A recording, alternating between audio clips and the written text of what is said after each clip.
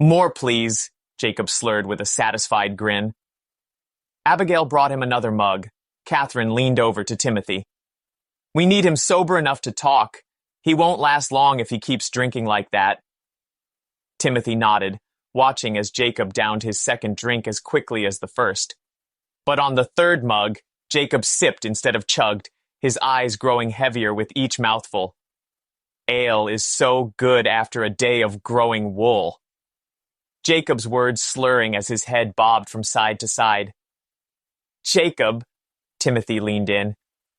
Do you know where the Great One lives? Jacob blinked, a smile creeping across his face. She lives in a marble mansion. He nodded with a grin. But she won't let me inside. I sleep in the barn sometimes, though. Catherine frowned, leaning forward. Where's her marble mansion, Jacob? Jacob raised his hand to point somewhere, but his fingers wavered, drifting left and right. Over there. His voice was soft as his eyes grew half-lidded. The group exchanged glances.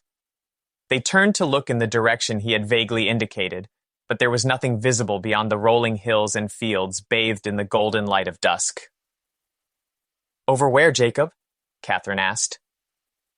Abigail passed by again, setting another mug in front of Jacob, who smiled but didn't drink.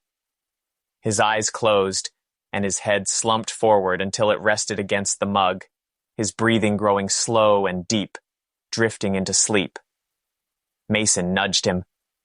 Jacob, wake up. Jacob jolted awake, blinking rapidly. Is it time for work already? He looked around at everyone in the pub. No, Jacob, Dennis said. You were telling us how to find the Great One. Jacob scratched his head. Did I ever tell you about my travels? His eyes widened. I've found tunnels, rivers, caves, strange animals too. Timothy sighed, glancing at the others. That sounds interesting, Jacob, but we need to know how to find the Great One's mansion.